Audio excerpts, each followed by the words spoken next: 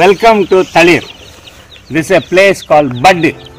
This is budding forth for a new life, and we are Capuchins working for the renewal of the society and the church. அன்பிற்குரிய சகோதரர்களே சகோதரிகளே, Capuchin ஒளிவடிவ நற்செய்தி குழுவிற்கு உங்களை அன்புடன் அழைப்பதிலே பெருமை கொள்கின்றோம்.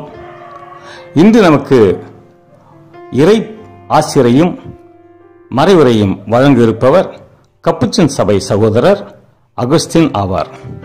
இவர் 7 ஆண்டுகள் வட ஆப்பிரிக்கா பகுதியில் இருக்கின்ற ஜிபுத்தி என்ற நாட்டிலே மறைப்பணியாளராகவும் அதன் பிறகு மீண்டும் பிரான்ஸ் நாட்டிலே மறைப்பணியாளராகவும் இருந்திருக்கின்றார். மேலும் பங்கு தளங்களிலே தலைமை பொறுப்பெடுத்து நன்றாக சீரும் சிறப்புமாக செய்திருக்கின்றார். குருத்துவ கல்லூரி அதிபராக இருந்து பல மாணவர்களை தயார் பண்ணி குருக்களாக்கி அவர்களுக்கு வளர்ச்சியை கொடுத்திருக்கின்றார். சிறந்த மறைவுரையாளர், மாத தியானங்கள் கொடுப்பதிலே வல்லவர், எளிமையான குணம் கொண்டவர், நல்ல பண்பாளர், ஆன்மீக துறவி. இதோ வருகின்றார் சகோதரர் அகஸ்டின் கப்புச்சின். இயேசு எனக்கு பிரியமானவர்களே, இன்று ஆண்டின் பொது காலம் 27ஆம் ஞாயிறு. இன்றைய நற்செய்தியில் வருகிற உவமை நமக்கு உணர்த்துகிற கருத்து என்னவென்றால், கடவுள் ஒருவர் மட்டுமே உரிமையாளர், எல்லாவற்றுக்கும் சொந்தக்காரர். நாம் வெறும் குத்தகைக்காரர்கள் மட்டுமே, கடவுள் கொடுத்ததை பயன்படுத்திக் கொள்பவர்கள் மட்டுமே.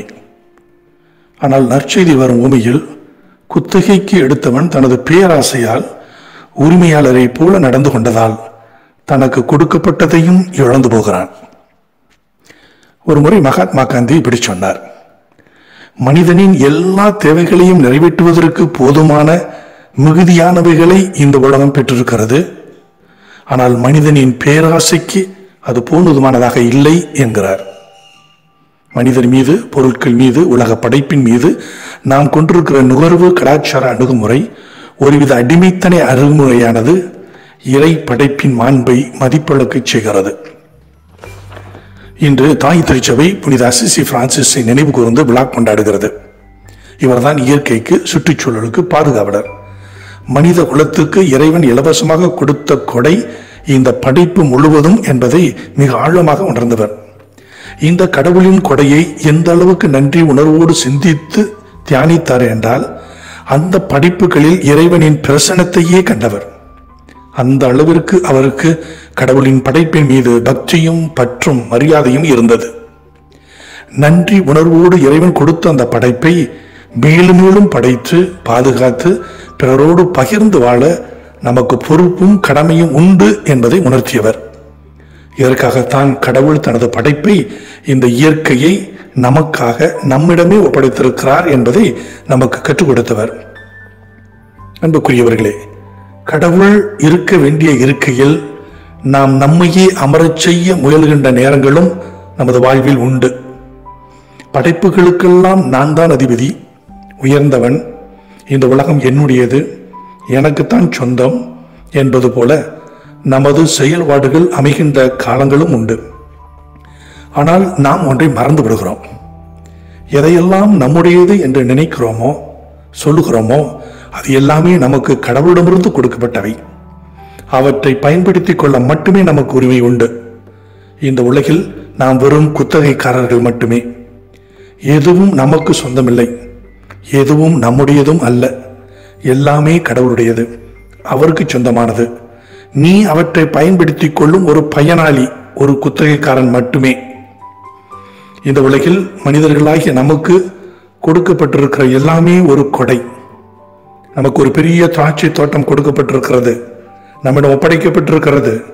அதை ஒரு உன்னதமான கொடையாக ஏற்று மதித்து பாதுகாத்து பராமரித்து அதிலிருந்து கிடைக்கும் பலன்களை பிறரோடு தாராளமாக பகிர்ந்து வாழ நாம் அழைக்கப்பட்டிருக்கிறோம். அதுபோலவே கடவுள் நமக்கு நமது வாழ்வை ஒரு கொடையாக கொடுத்திருக்கிறார். நாம் கடவுளிடமிருந்து நமது வாழ்வை பெற்றிருக்கிறோம். நம்மை நம்பி அந்த வாழ்வை அவர் நமக்கு கொடுத்திருக்கிறார். அந்த வாழ்வை பாதுகாத்து பராமரித்து வளர்த்து நல்லதொரு கனிகளை கொடுக்கும் விதத்தில் வாழ்ந்து அந்த கனிதரும் வாழ்வை நமக்கு வாழ்வு கொடுத்த அந்த உரிமையாளரான கடவுளுக்கே இறுதி காலத்தில் அர்ப்பணிக்க வேண்டியது நமது கடமை, நமது பொறுப்பு. அதுவே நமக்கு கொடுக்கப்பட்ட அழைப்பு. ஒருவர் ஒருவரை ஏற்று, குறிப்பாக ஏழைகள், புலம்பெயர்ந்தோர், அறிமுகம் இல்லாதோர், இப்படிப்பட்டோரை வரவேற்று உபசரித்து வாழ நமக்கு கடமை உண்டு. ஒவ்வொருவரும் தனது அத்தியாவசிய தேவைகளில் மட்டுமே திருப்தி அடைந்து எஞ்சியதை பிறரோடு பகிர்ந்து வாழும் மனதை பெற்றிருந்தால் நமது சமூகமும் அனைத்து படைப்பும் மாண்புடன் பாதுகாக்கப்படும். நீ வைத்திருப்பவை எல்லாம் உன்னுடையது அல்ல, மாறாக நீ பகிர்ந்து கொள்பவை மட்டுமே உன்னுடையது என்பதை புரிந்து கொள்வது மிக முக்கியமானது. Whatever you have is not yours, but what you have given away. அதாவது நமக்கு கொடுக்கப்பட்ட கொடைகளை பொறுப்போடு பயன்படுத்தி பாதுகாத்து அவற்றை பிறரோடு பகிர்ந்து கொள்ள வேண்டியது நமது கடமை. ஆனால் தங்களுக்கு கொடுக்கப்பட்ட கொடையை பொறுப்போடு பயன்படுத்த தவறியவர்களை பற்றி இயேசுவின் நற்செய்தி வாசகத்தில் குறிப்பிடுகிறார். பெற்ற பலனை அதன் உரிமையாளரிடம் கொடுக்க மனமில்லாமல் அவற்றை தானே அபகரித்து அனுபவித்து அதன் உரிமையாளரை ஏமாற்றிவிட பார்க்கிறார்கள். கொடையை கொடுத்தவருக்கே சேர வேண்டிய பலனை கொடுக்க மனமில்லாமல் அவரை ஏமாற்ற நினைக்கிறார்கள். இன்றைக்கும் கூட பலர் தங்களது சுயநலத்திற்காக பிறரை, இந்த சமூகத்தை, ஏன் கடவுளை கூட பயன்படுத்தி பலனை தான் மட்டுமே அனுபவிக்க வேண்டும் என்று நினைத்து செயல்படுகிறார்கள்.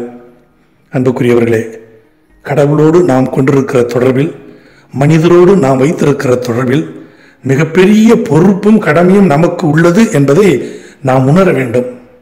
கிறிஸ்துவ வாழ்வில் நல்ல பலன்களை தருவது அவசியமான ஒன்று. இந்த அவசியத்தை உணராத போது பல தீமையான விளைவுகள் நமது வாழ்வை பாதிக்கும். பயனற்ற வாழ்வு, நன்றியற்ற தன்மை, ஏமாற்றுத்தனம் இவைகள் நம் வாழ்வை பாதித்து நம்மை பயனற்றவர்களாக ஆக்கிவிடும்.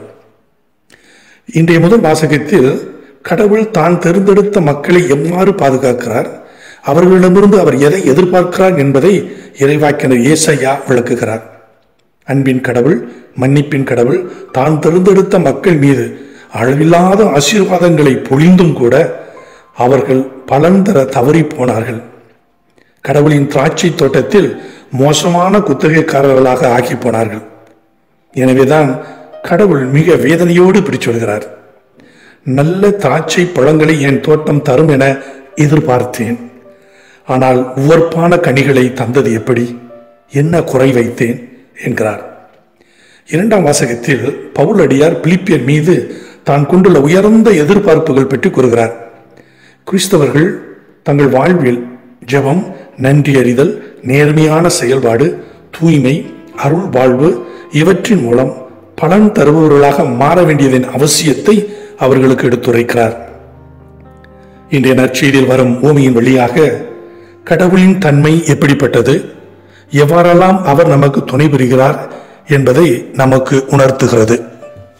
முதலாவதாக இறைவனின் பராமரிப்பை இதில் நாம் பார்க்கிறோம்.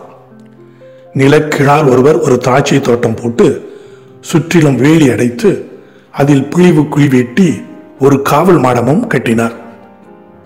கடவுள் நம்மிடம் ஒரு பொறுப்பை ஒப்படைக்கும் முன் அது தொடர்ந்து நடைபெற அதற்கு தேவையான எல்லா ஏற்பாடுகளையும் தயாரிப்புகளையும் அவரே நமக்கு செய்து கொடுக்கிறார். இரண்டாவதாக, பின்பு தோட்ட தொழிலாளர்களிடம் அதை குத்தகைக்கு விட்டுவிட்டு நெடும் பயணம் மேற்கொண்டார். இது நம்மேல் அவர் கொண்டுள்ள மிகப்பெரிய நம்பிக்கையை காட்டுகிறது. சரியானவற்றைத்தான் நாம் செய்கிறோமா என்று அவர் நம்மை மேற்பார்வையிடுவதில்லை, கண்காணிப்பது இல்லை, நம்மை பின்தொடர்வது இல்லை. பொறுப்பை நம்மிடம் ஒப்படைத்துவிட்டு அவர் சென்று விடுகிறார். நம் மீது அவ்வளவு நம்பிக்கை அவருக்கு. நாம் சரியானவற்றைத்தான் செய்வோம் என்கிற ஒரு நம்பிக்கை. ஆனால் துரதிர்ஷ்டவசமாக பலர் அப்படி இருப்பதில்லை, அவ்வாறு செயல்படுவதும் இல்லை. மூன்றாவதாக, கடவுள் நம் மீது கொண்டுள்ள அளவற்ற பொறுமையை எடுத்து காட்டுகிறது. கடவுளுக்கு சேர வேண்டியது சேராமல் போனதால் பல முறை பல விதங்களில் தனது தூதர்களை குத்தகைக்காரரிடம் அனுப்பி பார்க்கிறார். பலன் கிடைக்கவில்லை. ஒவ்வொரு தூதரும் அவனுக்கு கொடுக்கப்பட்ட ஒரு வாய்ப்பு. தனது தவற்றை தவிர்த்து சரியானதை செய்ய அவனுக்கு வாய்ப்பு கொடுக்கப்பட்டது. ஆனாலும் பயன் இல்லை. இறுதி வாய்ப்பாக தனது ஒரே மகனையும் அனுப்பி பார்த்தார். இந்த இறுதி வாய்ப்பை சரியாக பயன்படுத்தி கொள்ளாவிட்டால் இனி எந்த வாய்ப்பும் பலன் தரப்போவதில்லை. வாய்ப்புக்கு மேல் வாய்ப்பு கொடுத்து பொறுமையோடு காத்திருக்கிறார். பலன் இல்லை. இறுதியாக கடவுள் தீர்ப்பளிக்கிறார். பலன் தராத குத்தகைக்காரர்கள் விரட்டி அடிக்கப்படுகிறார்கள். அவர்களுக்கு கொடுக்கப்பட்ட வாய்ப்பு நம்பிக்கை தருபவர்களிடம் ஒப்படைக்கப்படுகிறது. ஆக கடவுள் பராமரிக்கிறார், நம்புகிறார், பொறுமை காக்கிறார், நேர்மையாய் தீர்ப்பிடுகிறார். அன்புக்குரியவர்களே, நமக்கு எல்லாமே கொடுக்கப்பட்டவை. நாம் சம்பாதித்தது அல்ல. நமது சொந்த திறமையால், சக்தியால் கிடைக்கப்பட்டது அல்ல. நமது திறமை, நமது சக்தி எல்லாமே கடவுள் கொடுத்தது. நான் பெருமை பாராட்ட என்னிடம் எனக்கென்று எதுவுமே இல்லை. எல்லாம் எனக்கு இலவசமாக கொடுக்கப்பட்டது. அதைத்தான் நாம் கடவுளின் அருள், கடவுளின் கொடை என்கிறோம். எல்லாம் கடவுளின் அருள். அது நாம் சம்பாதித்தது அல்ல, நமக்கு தரப்பட்டது. அதைத்தான் சலுகை என்கிறோம். நமது வாழ்வும் அப்படிப்பட்டதுதான், நமக்கு கொடுக்கப்பட்டது. நம்மிடமிருந்து எப்ப வேண்டுமானாலும் எடுத்துக்கொள்ளப்படலாம். எனவே அன்புக்குரியவர்களே, நமக்கு கொடுக்கப்பட்ட சலுகைகளை பொறுப்போடு பயன்படுத்துவது நமது கடமை. கடவுள் கொடுத்த சலுகைகளை நல்ல வழியிலோ அல்லது தீய வழியிலோ பயன்படுத்துவதற்கு நாம் தான் முழு பொறுப்பு.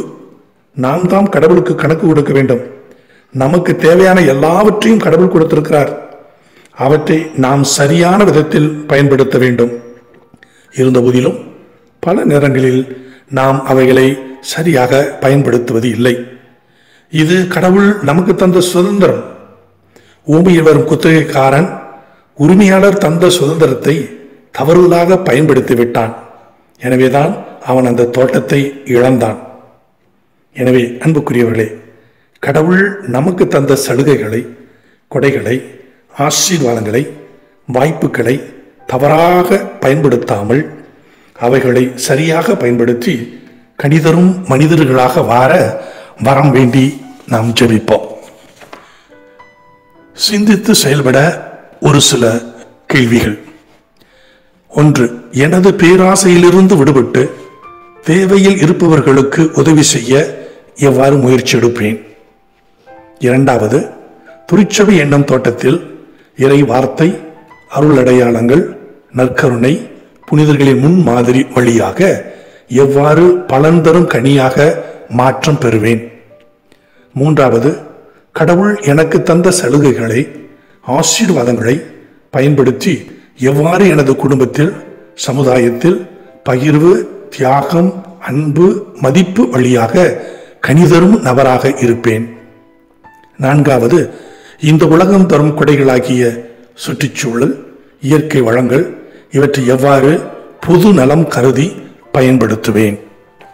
ஆமேன்.